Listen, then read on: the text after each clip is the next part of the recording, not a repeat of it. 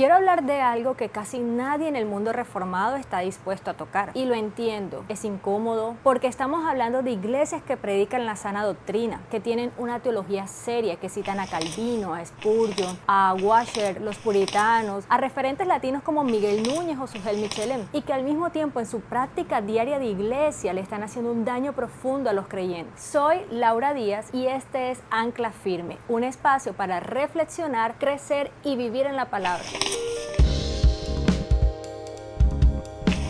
Hoy vamos a hablar de abuso espiritual, no en iglesias de la prosperidad, no en movimientos carismáticos extremos. Hoy hablamos de iglesias reformadas, con membresía oficial, con pluralidad de pastores, con pactos firmados para ingresar a la iglesia y rendición de cuenta estructurada. Y vamos a hablar de cómo todo eso en el papel es bueno, es bíblico y necesario, pero puede convertirse en una herramienta de control, manipulación y daño real. Hay algo que dijo Michael Kruger que me quedó dando vueltas durante varios días. Kruger dice que el comportamiento abusivo ocurre precisamente cuando un líder cree de verdad que está haciendo la obra de Dios. ¿Entiendes la gravedad de eso? No estamos hablando de alguien con malas intenciones, estamos hablando de alguien que se levanta convencido todos los días de que está sirviendo a Cristo, que está haciendo su obra, mientras destruye a las personas que tiene a su cargo. Si has vivido esto, si lo estás viviendo ahora mismo, o si conoces a alguien que lo vivió, este video es para ti. Quédate hasta el final porque vamos a ver 10 señales concretas con base bíblica y vamos a comparar que el libro de Jonathan Leeman realmente dice lo que ocurre cuando ese sistema se distorsiona. Y la señal número 8 es la que más personas no reconocen como abuso hasta que ya es demasiado tarde. Así que acompáñame. La membresía como yugo, no como compromiso de amor. Jonathan Leeman escribió un libro que se llama La membresía de la iglesia, parte de la serie de libros de 9 marcas. Y es un libro serio. Leeman argumenta que la membresía es un compromiso voluntario y público, una declaración de fe, responsabilidad mutua, amor genuino. La iglesia tiene autoridad para afirmar o cuestionar la fe de alguien, pero esa autoridad tiene límites clarísimos. Leeman lo dice explícitamente. La membresía nunca debe convertirse en un mecanismo de control. Es un espacio de amor y edificación. Hasta ahí todo bien, ¿cierto? El problema es que cuando se distorsiona en la práctica, comienzan las situaciones difíciles, que es lo que vamos a estar viendo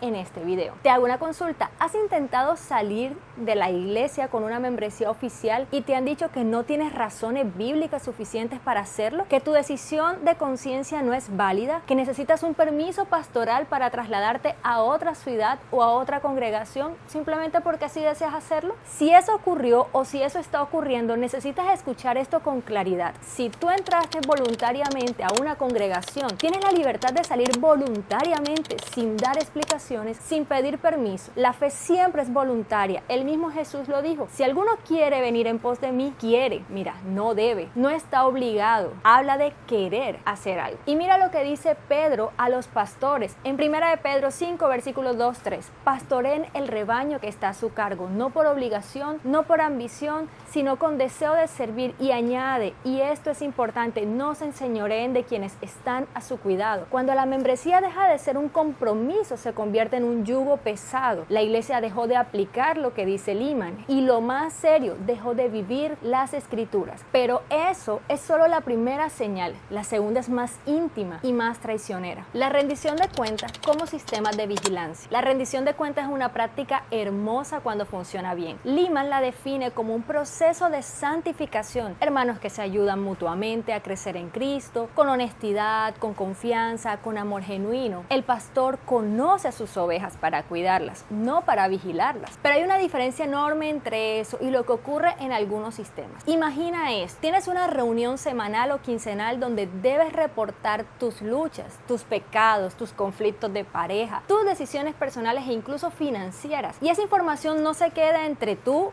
y tu discipulador. Se escribe en un Excel, se reporta a un líder y sube por la cadena de mando hasta llegar a los pastores. ¿Para qué? Para tomar decisiones sobre ti. Eso parece muy bonito, ¿cierto? Pero eso no es cuidado pastoral, eso es vigilancia sistemática. Y cuando esa información íntima, lo que confesaste creyendo que estabas en un lugar seguro, en un espacio confiable, se usa después para presionarte, acusarte o expulsarte, se cometen una de las traiciones más profundas que una comunidad cristiana pueda cometer contra alguien. El amor, dice Pablo en 1 Corintios 3, no guarda rencor, no se alegra de la injusticia. Un liderazgo que acumule un registro de tus luchas para usarlo contra ti en el momento oportuno no te está amando, está construyendo un expediente. La rendición de cuentas bíblica realmente libera a la persona, nunca la va a atar. Y la tercera señal tiene que ver con algo que no se dice directamente, pero se siente en cada conversación: la culpa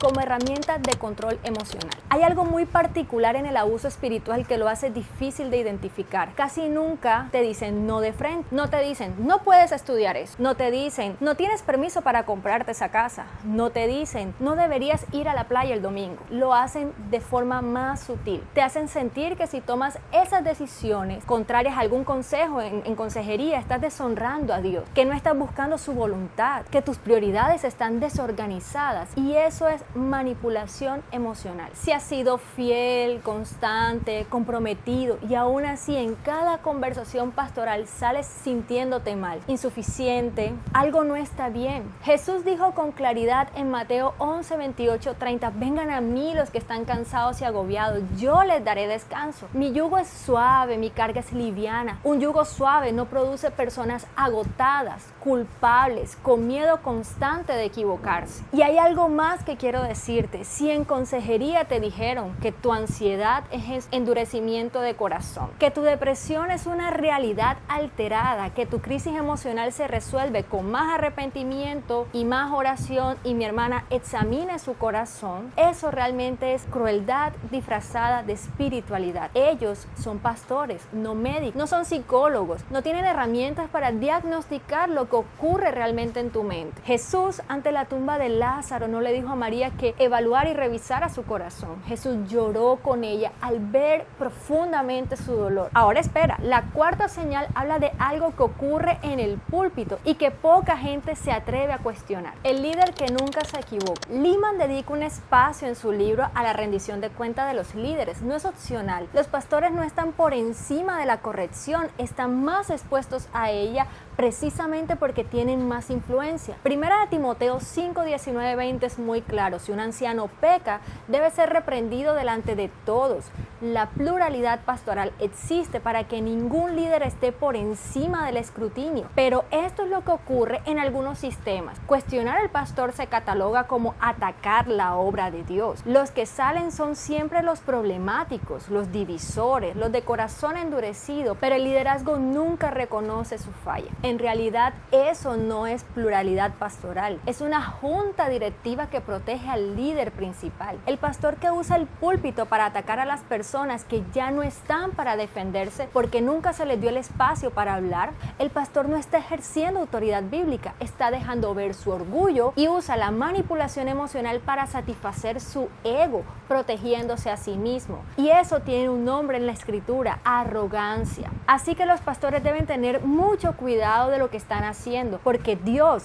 se opone a los orgullosos, pero también da gracia a los humildes. La quinta señal de la que te voy a hablar son los números y sobre lo que ocurre cuando las personas se convierten en estadísticas. Las personas como estadística, más que almas para ser pastoreadas. Lehman es explícito: el crecimiento numérico no es la marca de una iglesia sana. Las 9 marcas son cualitativas, no cuantitativas. Una iglesia puede ser grande y estar enferma, pero hay sistemas donde se celebra que llegaron 50 nuevos mientras se ignoran el daño causado a 10 que salieron heridos. El crecimiento se convierte en prueba de la bendición de Dios que justifica cualquier tipo de práctica. Algo que me parece especialmente grave cuando las asistencias se registran en un software de control detallado, no solo para conocer a las personas nuevas, las personas que están llegando, sino para reportar todo esto a redes, iglesias internacionales que pueden financiar el ministerio. Aquí los números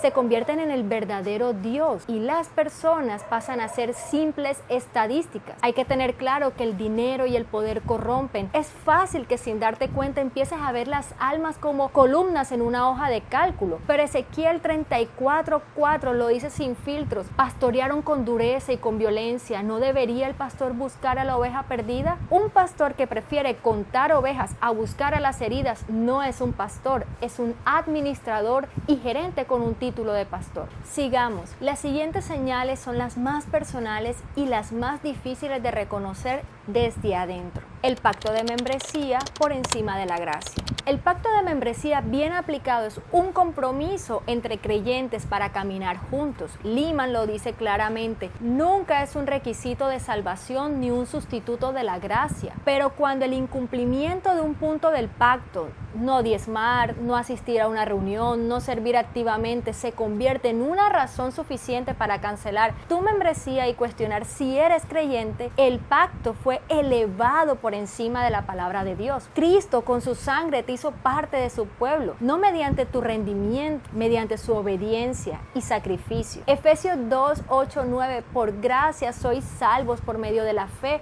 no por obras para que nadie se gloríe. Cuando el pacto se vuelve más importante que la persona, la iglesia dejó de ser iglesia y se convirtió en un sistema de certificación espiritual. Y eso es exactamente todo lo opuesto del evangelio de Jesucristo. El servicio como obligación, no como muestra de amor. Hay algo que Leeman dice con claridad: el servicio es la respuesta natural al evangelio, nunca una condición para ser aceptado, nunca una medida de espiritualidad. Pero hay sistemas donde terminas sirviendo por amor a Dios. Ujier, discipulador, parte de comunicaciones, fotógrafo, diseñador, monitor, staff en la logística, líder o apoyo en rendición de cuentas, maestro, todo al mismo tiempo, con una carga de trabajo muchas veces a medio tiempo o incluso más, y aún así tu servicio te hace sentir insuficiente en medio de la congregación, que si fallas en algún punto, tus prioridades están desorganizadas. Incluso si hay cansancio o agotamiento. Jesús nunca midió el amor de sus discípulos por la cantidad de actividades. Jesús, siendo Señor, lavó pies, se mostró siervo, se preocupó por el bienestar de quienes recorrían kilómetros para ser escuchados. Filipenses 2, 7, 8 describe a Cristo que se rebajó voluntariamente tomando la naturaleza de siervo. Esa es la diferencia entre un líder que sirve y un líder que explota. Tu familia de sangre como amenaza espiritual. Esta es la señal que más personas no identifican como abuso. Y te dije al principio que sería importante. El libro de Leeman no enseña el aislamiento familiar en ninguna parte. La comunidad eclesial enriquece las relaciones, nunca las reemplaza. Pero hay sistemas donde te enseñan que preferir tiempo con tu familia no honra a Cristo, que tu mamá o tu papá son una influencia secular peligrosa porque no son creyentes, que viajar para estar con tu familia es una muestra de que tu familia es un ídolo en tu corazón, que pasar Navidad con tus familiares de sangre es menos espiritual que pasarla con los hermanos en la fe, que mudarte cerca de la iglesia o con otros creyentes es vivir en comunidad cuando en realidad es vivir bajo supervisión constante. Eso no es iglesia, eso refleja más un comportamiento sectario. Una de las marcas más claras de la secta, no de las iglesias, de las sectas, es el aislamiento progresivo de las redes de apoyo externas. Cuando las personas que más te conocen, que más te aman, tu mamá, tus amigos de toda la vida, te dicen que cambiaste, que te sienten distante, que ahora tu mundo y tu vida gira en torno a la iglesia y sus actividades, que no hay un espacio real de interés por compartir con ellos, ese lugar te está haciendo daño y algo está profundamente mal. Nuestra fe produce cambios en el comportamiento, sí, pero nunca irá contra la misma escritura. Éxodo 20:12 dice: honra a tu padre y a tu madre. 1 Timoteo 5:8, si alguno no provee para los suyos, ha negado la fe. Mateo 12:50 dice que es un pasaje en el que Jesús habla de la verdadera familia, pero esto es una ampliación del concepto de familia, no es un mandamiento de Jesús para aislarnos de ella. El dolor emocional catalogado como pecado. Si en este momento estás cargando con una ansiedad que te pesa, con una depresión que no sabes cómo nombrar, con una crisis emocional que llevas meses intentando manejar solo y alguien en tu iglesia te dijo que eso es endurecimiento de corazón, consecuencia de tu pecado y que minimiza minimiza de alguna forma tu aflicción, necesito que escuches esto. Eso no es un buen consejo. Eso es ignorancia y falta de compasión disfrazada de espiritualidad. La consejería bíblica tiene un valor real y sí, ayuda mucho, pero cuando se aplica el blanco y el negro, que todos deben pensar A o B, sentir A o B, decidir A o B, deja de ser un acompañamiento y se convierte en un molde en el que todos debemos encajar. Y las personas que no encajan, entonces están mal. Pero todos somos diferentes, todos tenemos caracteres diferentes, historias, experiencias únicas, procesos y formas de procesar el sufrimiento. No cabemos en una respuesta o en un marco determinado. Cristo lloró ante la tumba de Lázaro y Jeremías lo pregunta con una honestidad que duele. ¿No hay bálsamo en Galaad? ¿No hay allí médico? Jeremías 8:22. Los pastores fallan cuando no fortalecen al débil, cuando no cuidan al enfermo, cuando no curan al herido. Eso lo dice Ezequiel 34:3 y lo dice sobre pastores que creían que estaban haciendo la obra de Dios. La humillación pública como disciplina. Esta es la señal más grave. La disciplina eclesial bien aplicada tiene un propósito claro: la restauración. Lima lo dice en detalle. El proceso de Mateo 18 es progresivo, discreto en sus primeras etapas y busca ganar al hermano, nunca destruirlo, nunca humillarlo. Pero hay sistemas donde lo que confesaste en un espacio que creías seguro se convierte después en el expediente que usan contra ti, donde si cuestionaste algo o confrontaste la actitud de pecado del líder, ellos se defienden y la alternativa que te presentan es disculparte por cuestionar en un video o en un audio ante toda la congregación o ser expuesto públicamente, donde la restauración que te ofrecen depende de que afirmes una versión de hechos que no coincide con lo que viviste. Eso no es disciplina bíblica, eso es silenciamiento, eso es manipulación y es una de las traiciones más profundas que puede cometer una comunidad de fe. Kruger lo llama con una frase que encaja muy bien: en un marco psicológico retorcido, el líder abusivo cree que está aplastando a las personas para la gloria de Dios. Sí, soli deo gloria con el pie sobre el cuello del creyente. Realmente eso causa mucho dolor. Mateo 18 existe para restaurar al hermano, no para proteger la imagen del liderazgo. En Gálatas 6:1 dice: si alguno es sorprendido en una falta, vosotros que sois espirituales, restauradle con espíritu de mansedumbre. Mansedumbre, no intimidación, no expedientes de pecado, no humillación pública. Y quiero cerrar con algo que me parece necesario mencionar. Este video no es un ataque a la teología reformada, no es un ataque a la membresía de la iglesia, ni a 9 Marcas, ni a Jonathan Leeman. Todo lo contrario. El problema no es la doctrina. El problema es cuando la doctrina se usa como escudo para proteger el abuso. Una cosa es la sana doctrina y otra muy distinta es un sistema que usa la sana doctrina como un vocabulario espiritual para ejercer control y manipulación. Si estás en una de estas situaciones, si algo de lo que te dije hoy te inquietó, te hizo clic de alguna manera, realmente te duele escuchar esto, quiero decirte con toda sinceridad, lo que sentiste probablemente fue real. El daño que viviste o que vistes en otros también fue real. Por eso es necesario buscar ayuda, hablar con alguien de confianza fuera de este sistema, con otros creyentes fuera del círculo, con pastores externos. Esto no es traicionar a Cristo, es cuidarte y es cuidar de la iglesia de Cristo como personas que llevan la imagen de Dios. Y si estás en una iglesia sana con líderes humildes que reconocen sus errores, que no se enseñorean del rebaño, que te dan libertad de elegir, de salir sin dar explicaciones, cuídala. Realmente es una bendición estar en lugares donde vivir la fe se siente con gozo, con plenitud, con libertad, sin miedo y sin intimidación. Si este video te aportó algo, por favor compártelo con alguien que creas que lo necesita. No hace falta que esté pasando por esto ahora mismo. A veces el mayor regalo es que alguien aprenda a identificar algo que pudo vivir